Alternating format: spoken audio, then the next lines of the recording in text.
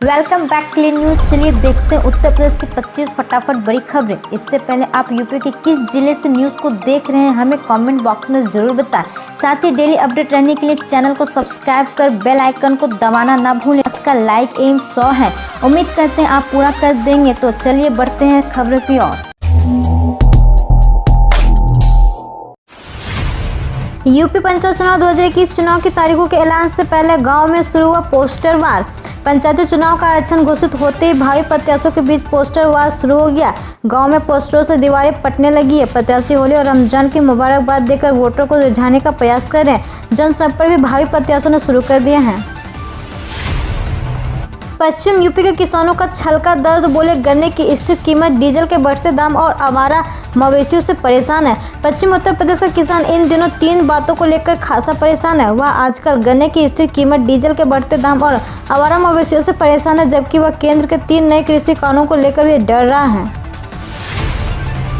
आपका ऐलान, दिल्ली की तर्ज पर यूपी में भी किसानों को बिजली मुफ्त देंगे। उत्तर प्रदेश में विपक्षी पार्टी ने भी अब अपनी चुनावी जमीन तैयारी करनी शुरू कर दी है। सभी राजनीतिक पार्टी किसान आंदोलन को भूलने के प्रयास में लगी हुई है। आम आदमी पार्टी किसान प्रकोष्ठ के प्रदेश अध्यक्ष महेश त्यागी ने घोषणा की है कि यदि उत्तर प्रदेश में उनकी पार्टी सत्ता में आई तो सबसे पहले प्राथमिकता किसानों को मुफ्त बिजली देना होगा।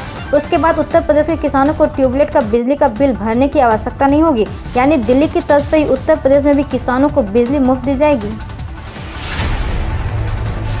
किसानों के लिए योगी सरकार की 3 बड़ी सौगातें। 15 अप्रैल तक गांव का अभियान चलाकर किसान क्रेडिट कार्ड बनाएगी सरकार। उत्तर प्रदेश में जल्द शुरू होगी आत्मनिर्भर कृषक समृद्ध विकास योजना। पराली से किसानों की कमाई के लिए जिलों में बायोमास प्लांट लगाए जा रहे हैं। अयोध्या में निजी क्षेत्र के सहयोग से बनेगी श्री राम यूनिवर्सिटी। अयोध्या में निजी क्षेत्र के सहयोग से बनेगी श्री राम यूनिवर्सिटी। राम की संस्कृति पर होगी रिसर्च। देश विदेश से मिले कई प्रस्ताव। 4 लेयर में भरी जाएगी राम मंदिर की 15 मीटर गहरी नींव। पारंपरिक शैली में होगा निर्माण। नींव भराई के लिए इंजीनियरिंग फिल्म मटेरियल का होगा प्रयोग। पत्थर के साथ सीमेंट, मोरंग और माइक्रो सिलिका सहित अन्य पदार्थ से किया जाएगा तैयार। यूपी के 12 और जिले बनेंगे महिलाओं के लिए सेफ सिटी। सीएम योगी ने मिशन शक्ति के दूसरे चरण का किया आगाज। कल अंतर्राष्ट्रीय महिला दिवस था। इस दिन को खास बनाने के लिए उत्तर प्रदेश के मुख्यमंत्री योगी आदित्यनाथ मिशन शक्ति के दूसरे चरण का आगाज किया। कार्यक्रम का आयोजन लखनऊ में इंदिरा गांधी प्रतिष्ठान में किया गया। इस दौरान महिलाओं को भय मुक्त वातावरण उपलब्ध कराने के लिए चल रही सेफ सिटी परियोजना के तहत पिंक बूथ समर्पित किया गया। इस दौरान 4 महिलाओं को मुख्यमंत्री योगी आदित्यनाथ उसके उत्कृष्ट योगदान के लिए सम्मानित किया। बच्चों के लिए अभिभावकों के खाते में डीबीटी से सीधे जाएंगे पैसे, जाने क्या शिक्षा विभाग की योजना।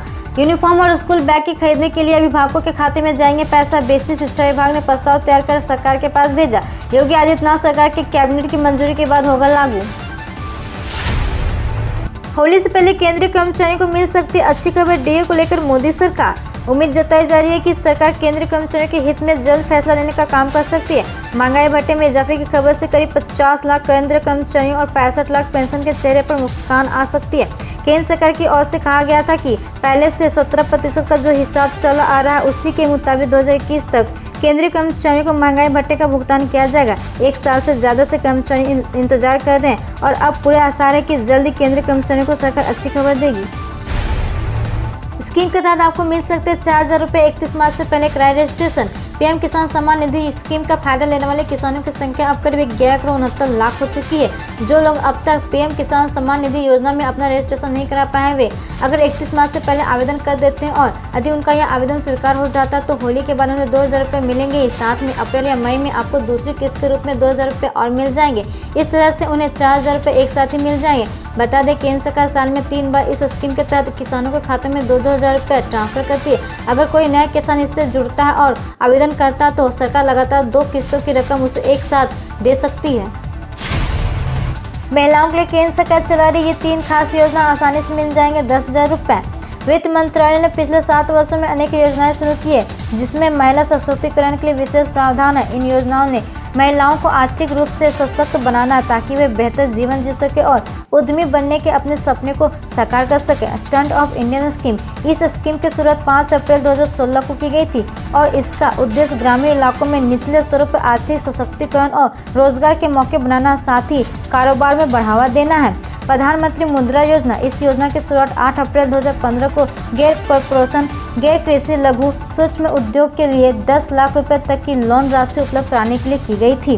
प्रधानमंत्री जनधन योजना, यह योजना 28 अगस्त 2014 को शुरू की गई थी। इसका उद्देश्य प्रत्येक परिवार को कम से कम एक बैंक खाते की आधारभूत सुविधा, वित्तीय साक्षरता, स्वयं तय पोस्ट बीमा एवं पेंशन सुविधा उपलब्ध कराना है। मिशन प्रेरणा से एडेड स्कूल में पढ़ाई की गुणवत्ता पर राज्य सरकार रखेगी नजर, सभी जिलों में आदेश जारी। राज्य सरकार अब एडेड स्कूल में पढ़ाई की गुणवत्ता पर नजर रखेगी। अभी तक सरकार इन स्कूलों में शिक्षकों और शिक्षणेतर कर्मचारियों को वेतन देती है। अब पढ़ाई की गुणवत्ता मापने के लिए मिशन प्रेरणा अभियान चलाया जाएगा। राज्य सरकार ने एडेड स्कूल के जनशक्ति निर्धारण भी नए सिरे से किए। इसके तहत अब सरकार यहाँ मिशन प्रेरणा लागू करेगी और यहाँ के विद्यार्थियों को एक तय लक्ष्य के अनुसार न्यूनतम लर्निंग गोल को प्राप्त करना होगा। यहाँ विद्यार्थियों के सीखने के लिए वे सभी मॉड्यूल लागू होंगे जो सरकारी स्कूलों में चलाए जा रहे हैं। इस संबंध में महानिदेशक स्कूल शिक्षा विजय किरण आनंद ने सभी जिलों में आदेश भेज दिया है। यूपी पुलिस एसआई और पीएससी भर्ती 2021। पीआरपीबी ने उत्तर प्रदेश पुलिस विभाग में यूपी पुलिस एसआई और पीएससी के विभिन्न पदों के लिए भर्ती निकाली है। यह बेरोजगार उम्मीदवारों के लिए अत्यधिक सुनहरा मौका है। इस भर्ती के लिए योग्य उम्मीदवारों के लिए नोटिफिकेशन जारी कर दिया गया। सभी आवेदकों को सूचित किया जाता है कि इस सरकारी भर्ती के लिए आवेदन करने से पहले आवश्यक जानकारी और नोटिफिकेशन जरूर पढ़ लें, फिर आवेदन करें, क्योंकि हड़बड़ी में जल्दबाजी में ऑनलाइन फॉर्म भरते समय होने वाली एक छोटी सी गलती बहुत बड़ी परेशानी बन जाती है। दिल्ली एनसीआर में डीजल जनरेटर सेट से प्रतिबंध हटा, यूपी हरियाणा को भी मिला राहत। केंद्रीय प्रदूषण नियंत्रण बोर्ड ने दिल्ली एनसीआर में डीजल जनरेटर सेट के इस्तेमाल पर लगा प्रतिबंध हटा लिया गया है। प्रतिबंध तो हटा दिया गया है, बावजूद इसके अभी भी एयर क्वालिटी की बेहतरी के लिए उपाय जारी रहेंगे। राज्य प्रदूषण नियंत्रण बोर्ड कंस्ट्रक्शन साइट पर डस्ट मैनेजमेंट पर चेक रखेंगे। इसके साथ ही प्रदूषण फैलाने वाले से सख्ती से निपटा जाएगा। पंचायत चुनाव में अखिलेश ने जिला कार्यकारिणी को सौंपी प्रत्याशी घोषणा की जिम्मेदारी, बोले अनुशासनहीनता पर करे कार्रवाई। समाजवादी पार्टी के राष्ट्रीय अध्यक्ष अखिलेश यादव ने पंचायत चुनाव में प्रत्याशी घोषणा को लेकर साफ दिशा निर्देश दिया। उन्होंने कहा कि पंचायत चुनाव में सभी वार्डों के जिला पंचायत सदस्य पद के लिए प्रत्याशियों को जिला कार्यकारिणी ही तय करेगी। उन्होंने पार्टी के मुख्य कार्यकारिणी के पदाधिकारियों को योग्य प्रत्याशियों का चयन करने का निर्देश दिया। साथ ही अनुशासनहीनता करने वाले कार्यकर्ता पर कार्रवाई के लिए भी जिला कार्यकारिणी को अधिकृत किया है। पंचायत चुनाव को लेकर मायावती ने खोले पत्ते, इस बार अधिकृत प्रत्याशी उतारेगी बसपा। पंचायत चुनाव को लेकर अब बसपा ने भी अपने पत्ते खोल दिए हैं। बसपा ने पंचायत चुनाव में उतरने की पूरी तैयारी कर ली है। पार्टी सूत्रों के मुताबिक बसपा त्रिस्तरीय पंचायत चुनाव को पूरी दमदारी से लड़ेगी। वहीं बसपा संस्थापक काशीराम का जन्मदिन आगामी 15 मार्च को पूरी उत्साह के साथ मंडल स्तर पर मनाया जाएगा। इस संबंध में मंडलावार पदाधिकारियों को विस्तृत दिशा निर्देश दिए जा रहे हैं।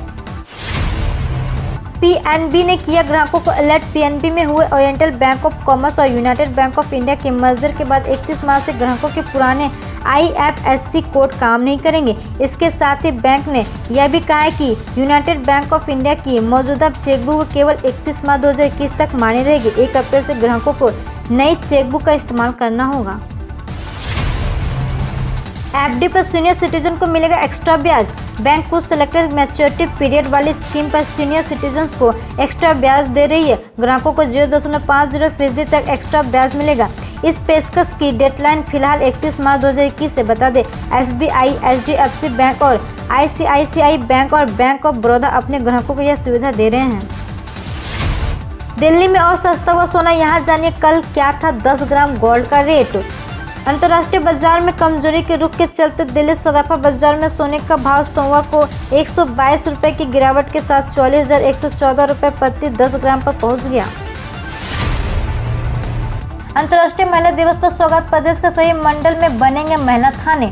अंतर्राष्ट्रीय महिला दिवस पर उत्तर प्रदेश सरकार ने महिलाओं को बड़ा सौगात दिया। सरकार ने सहारनपुर और मेरठ समेत उत्तर प्रदेश के सभी मंडलों में 18 नए महिलाओं थाना बनाने का शासनादेश जारी कर दिया। सहारनपुर DIG उपेंद्र कुमार अग्रवाल ने इसकी पुष्टि की है। उन्होंने बताया कि शासनादेश जारी हो चुका और सहारनपुर के गंगोह में महिला थाना मिला है।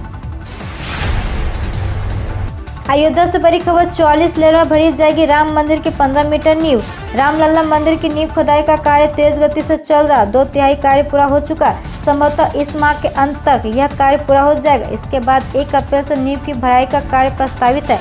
ढिठाइयाँ हो रही है, कोई कमी न रह जाए, इसलिए लगातार विचार विमर्श चल रहा है। तकरीबन 15 मीटर गहरी नींव कुल 44 लेयर में भरी जा रही है। वहीं निर्माण कार्य में अब पैसे की कोई बाधा नहीं आने वाली। श्री राम जन्मभूमि तीर्थ क्षेत्र ट्रस्ट की ओर से मंदिर निर्माण के लिए देश भर 44 दिनों तक निधि संपन्न अभियान चलाया गया, जिसमें करीबन 2500 करोड़ रुपए का चंदा इकट्ठा हुआ।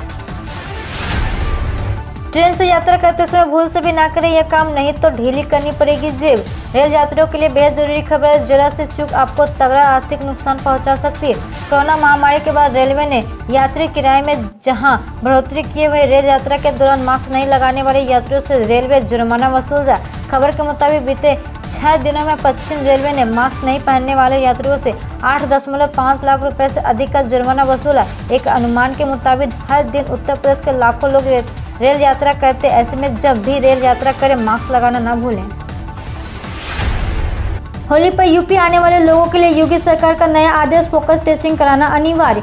होली का त्यौहार आने वाला, इस दौरान कई लोगों का दूसरा राज्यों से अपने गृह जनपद उत्तर प्रदेश में आना होगा। होली के त्यौहार में कोरोना वायरस का संक्रमण के फैसले का खतरा भी बना हुआ है। ऐसे में योगी सरकार ने दूसरे राज्यों से यूपी आने वाले लोगों के लिए सख्ती कर दी है। रविवार को उत्तर प्रदेश के अपर मुख्य सचिव उच्च चिकित्सा एवं स्वास्थ्य अमित मोहन प्रसाद ने कहा कि प्रदेश में अधिक संक्रमित राज्यों से आने वाले लोगों की जाँच कराई जाएगी। फोकस टेस्टिंग पर जोर देते हुए योगी आदित्यनाथ सरकार ने प्रदेश में 13 मार्च से 27 मार्च तक टेस्टिंग अभियान चलाने को कहा है। यूपी में कोरोना वैक्सीन लगाएं और भारी इनाम पाएं। यूपी में कोरोना वायरस एक बार फिर से धीरे धीरे अपना मुंह खोल रहा है। यूपी करीब 3 करोड़ कोरोना जांच करने वाला राज्य बन गया और साथ ही अब तक 19 लाख लोगों का टीकाकरण हो चुका है। यूपी सरकार और स्वास्थ्य विभाग ने टीकाकरण को बढ़ावा देने के लिए एक नई योजना शुरू की है। इस योजना के तहत कोरोना वैक्सीन लगवाने वालों को इनाम मिलेगा।